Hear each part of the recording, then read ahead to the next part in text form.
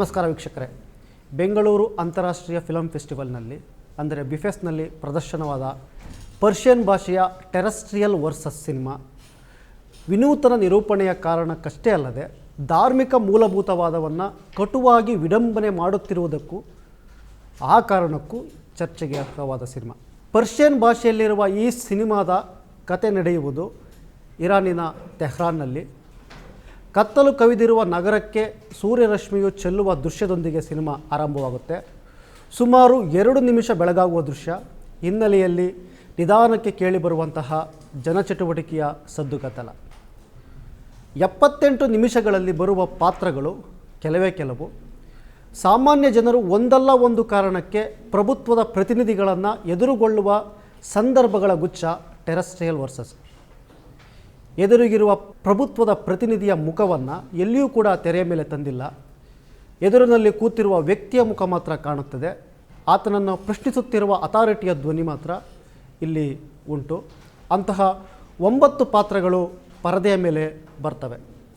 ತನ್ನ ಮಗುವಿಗೆ ಡೇವಿಡ್ ಎಂದು ಹೆಸರಿಡಲು ಬಂದಿರುವ ತಂದೆ, ಹುಡುಗನೊಬ್ಬನ ಜೊತೆ ಮೋಟರ್ನಲ್ಲಿ ಹೋದಳೆಂದು ಪ್ರಾಂಶುಪಾಲಿ ಎದುರು ಕುಳಿತಿರುವಂತಹ ಹುಡುಗಿ, ಹೆಡ್ಫೋನ್ ಹಾಕಿಕೊಂಡು ಪಾಪ್ ಸಾಂಗ್ ಕೇಳುತ್ತಿರುವ ಬಾಲಕಿಗೆ ಎಂತಹ ದಿರಿಸು ಧರಿಸಬೇಕೆಂದು ಹೇಳುತ್ತಿರುವಂತಹ ಸೇಲ್ಸ್ ವುಮೆನ್, ಡ್ರೈವಿಂಗ್ ಲೈಸೆನ್ಸ್ಗಾಗಿ ಬಂದಂತಹ ವ್ಯಕ್ತಿಯ ಮೈಯೆಲ್ಲ ರೂಮಿಯ ಪದ್ಯಗಳ ಅಚ್ಚೆ ಹಾಕಿಸಿಕೊಂಡಿರುವುದನ್ನು ಪರಿಶೀಲಿಸುವಂತಹ ಅಧಿಕಾರಿ, ತಲೆಗೂದಲು ಕಾಣದಂತೆ ಸ್ಕಾರ್ಫ್ ಧರಿಸಬೇಕೆಂದು ತಾಕೀತಿಗೆ ಒಳಗಾಗಿರುವ ಯುವತಿ, ಪೊಲೀಸರ ಜಪ್ತಿಯಲ್ಲಿರುವ ಸಾಕು ನಾಯಿಯನ್ನು ಹುಡುಕಿಕೊಂಡು ಬಂದಂತಹ ಮುದುಕಿ, ಸಿನಿಮಾ ಕಥೆಯಲ್ಲಿ ಏನೇನು ಇರಬಾರದು ಎಂದು ತಾಕೀತಿಗೆ ಒಳಗಾಗಿ ಒಂದೊಂದೇ ಭಾಗವನ್ನು ಹರಿದು ಹಾಕುತ್ತಾ ಹೋಗುವ ನಿರ್ದೇಶಕ, ಉದ್ಯೋಗ ಅರಸಿ ಬಂದ ಮಧ್ಯವಯಸ್ಕನಿಗೆ ಧಾರ್ಮಿಕ ಆಚರಣೆಗಳ ಕಟ್ಟುಪಾಡುಗಳನ್ನು ಪರಿಶೀಲಿಸುವ ದೃಶ್ಯ. ಹೀಗೆ ಎಲ್ಲ ಪಾತ್ರಗಳು ಎದುರಿಗಿರುವ ಅಧಿಕಾರಿಯೊಂದಿಗೆ ಪ್ರಶ್ನೆಗೆ ಒಳಗಾಗುತ್ತಿದ್ದಾರೆ. ಕೆಲಸ ಹುಡುಕಿ ಬಂದ ಅಧಿಕಾರಿ ಎದುರು ಕುಳಿತುಕೊಂಡಿರುವ ಯುವತಿಯ ದೃಶ್ಯ ಪುರುಷ ಪ್ರಧಾನ ವ್ಯವಸ್ಥೆಯ ದೌರ್ಜನ್ಯಗಳಿಗೆ ಕನ್ನಡಿಯನ್ನು ಹಿಡಿಯುತ್ತೆ. ಆಕೆಯ ವೈಯಕ್ತಿಕ ಒಲವು ನಿಲುವು, ಆಕೆಯ ಸಂಬಂಧಗಳನ್ನೆಲ್ಲ ಅಧಿಕಾರಿ ಕೇಳ್ತಾನೆ. ಯಾವ ಪ್ರಭುತ್ವ ಸ್ಕಾರ್ಫ್ ಕಡ್ಡಾಯ ಮಾಡಿದೆಯೋ ಅದೇ ಪ್ರಭುತ್ವದ ಭಾಗವಾಗಿರುವ ವ್ಯಕ್ತಿಯು ಸ್ಕಾರ್ಫನ್ನು ತೆಗಿ ಎಂದು ಬಲವಂತ ಮಾಡ್ತಾನೆ. ಸಂಭಾಷಣೆ ಈ ಸಿನಿಮಾದ ಜೀವಾಳ.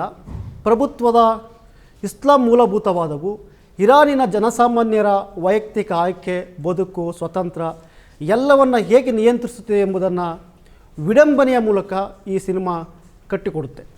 ಇಷ್ಟೆಲ್ಲ ಕಟ್ಟುಪಾಡುಗಳನ್ನು ಸೃಷ್ಟಿಸಿಕೊಂಡಿರುವ ಮನುಷ್ಯನ ಆಟ ಪ್ರಕೃತಿಯ ಎದುರು ನಡೆಯಲ್ಲ ಎಂಬ ಸಂದೇಶ ಕೊನೆಯ ದೃಶ್ಯದಲ್ಲಿ ವ್ಯಕ್ತವಾಗುತ್ತೆ.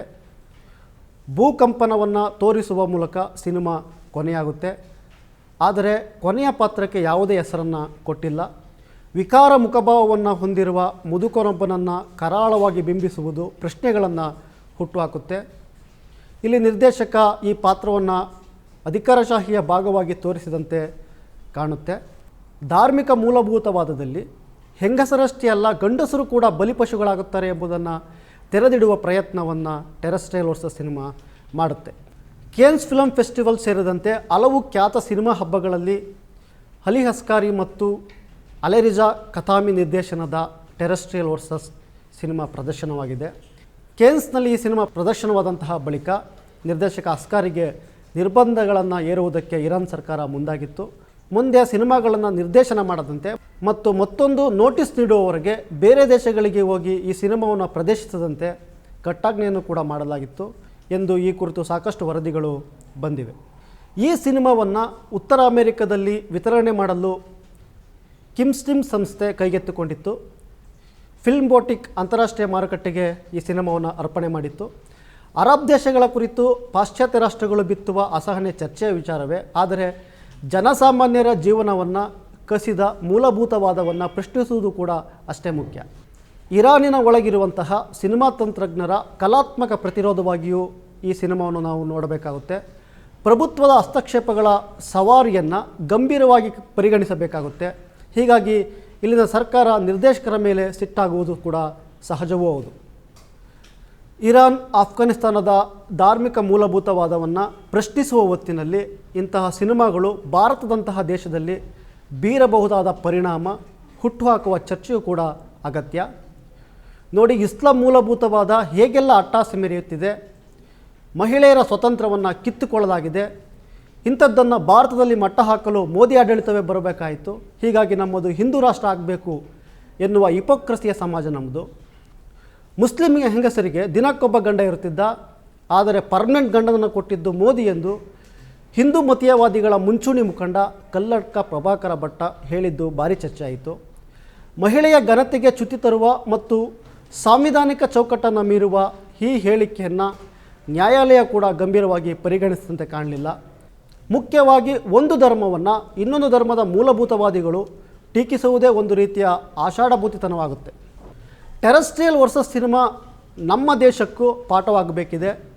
ನಮ್ಮದು ಸೆಕ್ಯುಲರ್ ದೇಶ, ಇಲ್ಲಿ ಎಲ್ಲ ಧರ್ಮಗಳನ್ನು ಸಮಾನವಾಗಿ ಪರಿಗಣಿಸಲಾಗಿದೆ. ಅಂತಹ ಆಡಳಿತ ವ್ಯವಸ್ಥೆಯನ್ನು ಸಂವಿಧಾನದ ಮೂಲಕ ರೂಪಿಸಿ ಬಾಬಾ ಸಾಹೇಬ್ ಅಂಬೇಡ್ಕರ್ ಅವರು ನಮಗೆ ನೀಡಿದ್ದಾರೆ. ಆದರೆ ಇತ್ತೀಚಿನ ವರ್ಷಗಳಲ್ಲಿ ಏನಾಗ್ತಿದೆ ಎಂಬುದು ಕೂಡ ನಮಗೆ ಗೊತ್ತೇ ಇದೆ. ಸಂವಿಧಾನಕ್ಕೆ ವಿಧೇಯರಾಗಬೇಕಿದ್ದಂತಹ ಪ್ರಧಾನಿ ಒಂದು ಧರ್ಮದ ಅಥವಾ ಬಹುಸಂಖ್ಯಾತವಾದದ ಪ್ರತಿನಿಧಿ ಎಂಬಂತೆ ವರ್ತಿಸ್ತಾರೆ. ಸರ್ಕಾರಕ್ಕೆ ಧರ್ಮ ಎಂಬುದು ಇಲ್ಲ, ಅದೊಂದು ಸೆಕ್ಯುಲರ್ ಮುಖವಾಗಿರಬೇಕು. ಆದರೆ ಪ್ರಧಾನಿ ಧರ್ಮದ ಭಾಗವಾಗ್ತಾರೆ, ಮಂದಿರವನ್ನು ಉದ್ಘಾಟನೆ ಮಾಡ್ತಾರೆ, ಸಂಸತ್ ಭವನದಲ್ಲಿ ಹೋಮ ಹವನಗಳು ನಡೆಯುತ್ತವೆ, ಪ್ರಧಾನಿ ನೀರಿನಡಿ ಕೂತು ತಪಾಸನ್ನು ಮಾಡುವಂತಹ ಸ್ಟಂಟ್ಗಳನ್ನು ಪ್ರದರ್ಶನ ಮಾಡ್ತಾರೆ. ತಾನೊಬ್ಬ ಎಲ್ಲ ಜಾತಿಗಳ ಎಲ್ಲ ಧರ್ಮಗಳ ಪ್ರತಿನಿಧಿ ಎಂಬ ಕನಿಷ್ಠ ಎಚ್ಚರಿಕೆಯೂ ಕೂಡ ಪ್ರಧಾನಿಗೆ ಇಲ್ಲವಾಗಿದೆ. ಮೋದಿ ಅಧಿಕಾರಕ್ಕೆ ಬಂದ ಮೇಲೆ ಹಿಂದೂ ರಾಷ್ಟ್ರ ಕಟ್ಟುತ್ತೇವೆ ಎಂದು ಬಲಪಂಥೀಯ ಫ್ರಿಂಜ್ ಎಲಿಮೆಂಟ್ಗಳು ಮತ್ತೆ ಮತ್ತೆ ಹೇಳ್ತಾರೆ ಬರ್ತವೆ. ಈಗ ಫ್ರಿಂಜ್ಗಳು ಸೆಂಟರ್ನಲ್ಲಿದ್ದಾರೆ. ಜಾತ್ಯತೀತ ರಾಷ್ಟ್ರವೊಂದು ಧರ್ಮವೊಂದರ ಆಧಾರದ ಮೇಲೆ ರೂಪುಗೊಳ್ಳಬೇಕೆಂಬ ವಾದಕ್ಕೆ ಪ್ರೋತ್ಸಾಹ ನೀಡುತ್ತಾ ಹೋದರೆ ಏನಾಗಬಹುದು ಯೋಚಿಸಿ. ಸಂವಿಧಾನದ ಜಾಗದಲ್ಲಿ ಸ್ಮೃತಿಗಳು ಬಂದು ಕೂರ್ತವೆ.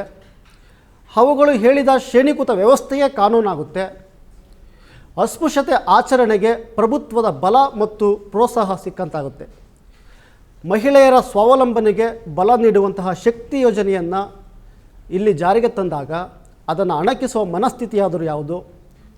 ಮತ್ತದೇ ಪುರುಷ ಪ್ರಧಾನ ವ್ಯವಸ್ಥೆಯಲ್ಲವೇ? ಧರ್ಮದ ಸೋಗಿನಲ್ಲಿರುವ ಮಹಿಳಾ ವಿರೋಧಿ ಧೋರಣೆಗಳೇನು ನಮ್ಮಲ್ಲಿ ಕಡಿಮೆ ಇಲ್ಲ. ಧರ್ಮವೊಂದರ ತಳಹದಿಯ ಮೇಲೆ ದೇಶವನ್ನು ಕಟ್ಟುತ್ತೇವೆ ಎಂದು ಹೊರಡುವವರು ಕೂಡ ತಾಲಿಬಾನ್ ಮನಸ್ಥಿತಿಯನ್ನೇ ನೇರವಾಗಿ ಪ್ರತಿನಿಧಿಸ್ತಾರೆ. ಹಾಗೆ ಹೇಳಿದರೂ ಕೂಡ ಯಾವುದೇ ತಪ್ಪಾಗಲಾರದು.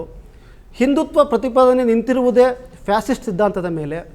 ಎಡಗೇವಾರ್ ಮತ್ತು ಸಾವರ್ಕರ್ ಬರಹಗಳನ್ನು ಓದಿದರೆ ಇದು ಮತ್ತಷ್ಟು ಸ್ಪಷ್ಟವಾಗುತ್ತೆ. ಅತ್ಯಾಚಾರವನ್ನು ರಾಜಕೀಯ ಅಸ್ತ್ರವಾಗಿ ಬಳಸಬೇಕು ಎಂಬ ಸಮರ್ಥನೆಯನ್ನು ಸಾವರ್ಕರ್ ಮಾಡಿದ್ದಾರೆ. ಇಂತಹ ವ್ಯಕ್ತಿಯನ್ನು ವೈಭವೀಕರಣ ಮಾಡುವ ಪ್ರಭುತ್ವ ಮತ್ತು ಆ ವ್ಯಕ್ತಿಯ ಕುರಿತು ಸಿನಿಮಾ ಮಾಡುವ ಮನಸ್ಥಿತಿಯಾದರೂ ಯಾವುದು? ಅಂತಹ ಬೆಳವಣಿಗೆಗಳಾದರೂ ಯಾಕಾಗ್ತವೆ? ನಮ್ಮಲ್ಲೂ ಸೆನ್ಸರ್ಶಿಪ್ ನಡೀತಾ ಇದೆ. ನಿನ್ನೆ ಮೊನ್ನೆ ನಡೆದಂತಹ ಘಟನೆ, ನೆಟ್ಫ್ಲಿಕ್ಸ್ನಲ್ಲಿ ಸ್ಟ್ರೀಮಿಂಗ್ ಆಗುತ್ತಿದ್ದಂತಹ ಅನ್ನಪೂರ್ಣ ಸಿನಿಮಾದಲ್ಲಿ ರಾಮ ಮಾಂಸಾಹಾರ ಸೇವಿಸುತ್ತಿದ್ದ ಎಂದು ಹೇಳಿ ನಮ್ಮ ಭಾವನೆಗೆ ಘಾಸಿಗೊಳಿಸಲಾಗಿದೆ ಎಂದು ಸಿನಿಮಾ ವಿರುದ್ಧ ಆಕ್ರೋಶವನ್ನು ಹೊರಹಾಕಲಾಗಿತ್ತು. ನೆಟ್ಫ್ಲಿಕ್ಸ್ ಸಂಸ್ಥೆಯು ಇದನ್ನು ಕಂಡು ಬೆಚ್ಚಿತು. ಸಿನಿಮಾವನ್ನು ಪ್ಲಾಟ್ಫಾರ್ಮ್ನಿಂದ ತೆಗೆದಿತ್ತು. ವಾಲ್ಮೀಕಿ ಮಹರ್ಷಿಯಲ್ಲಿನ ರಾಮಾಯಣದಲ್ಲಿ ಇರುವ ಸಾಲನ್ನು ಉಲ್ಲೇಖಿಸಿದ್ದು ಕೂಡ ಇಲ್ಲಿ ಅಪರಾಧವಾಗಿ ಕಂಡಿತ್ತು. 300 ರಾಮಾಯಣಗಳಿಲ್ಲ, ಕೇವಲ ಒಂದೇ ರಾಮಾಯಣ ಎಂದು ಸಾಂಸ್ಕೃತಿಕ ದಬ್ಬಾಳಿಕೆ ನಡೆಸುವವರು ಧಾರ್ಮಿಕ ಮೂಲಭೂತವಾದಿಗಳಲ್ಲದೆ ಮತ್ತೇನೂ ಅಲ್ಲ. ಇಸ್ಲಾಂ ಮೂಲಭೂತವಾದದ ಬಗ್ಗೆ ಮಾತನಾಡುತ್ತಲೇ ಹಿಂದೂ ಮೂಲಭೂತವಾದವನ್ನು ಪೋಷಿಸುವವರು ಕೂಡ ತಾಲಿಬಾನಿನ ಪ್ರತಿರೂಪವಾಗಿಯೇ ಕಾಣ್ತಾರಲ್ವೇ? ಬಹುತ್ವ ಭಾರತವು ಉಳಿದಾಗ ಮಾತ್ರ ಸಂವಿಧಾನ ಉಳಿಯುತ್ತೆ. ಜನಸಾಮಾನ್ಯರ ಆಯ್ಕೆ, ಬಂಧುತ್ವ, ಆಚರಣೆಗಳಲ್ಲಿ ಮೂಗು ತೂರಿಸುವ ಪ್ರವೃತ್ತಿ ಹೆಚ್ಚಾದಷ್ಟು ಆಪತ್ತು ನಿಶ್ಚಿತ. ಈ ಕಾರಣಕ್ಕೆ ಟೆರೆಸ್ಟ್ರಿಯಲ್ ವರ್ಸಸ್ ಸಿನಿಮಾ ನಮಗೂ ಪಾಠವಾಗಬೇಕಿದೆ. ನಮಸ್ಕಾರ. ಮತ್ತಷ್ಟು ವಿಶೇಷ ವಿಡಿಯೋಗಳನ್ನು ನೋಡಲು ಮತ್ತು ಹೊಸ ವಿಡಿಯೋಗಳ ಬಗ್ಗೆ ತಿಳಿಯಲು ಈ ದಿನ .com ಯೂಟ್ಯೂಬ್ ಚಾನೆಲ್ ಸಬ್ಸ್ಕ್ರೈಬ್ ಮಾಡಿ ಮತ್ತು ಬೆಲ್ ಐಕಾನ್ ಕ್ಲಿಕ್ ಮಾಡಿ.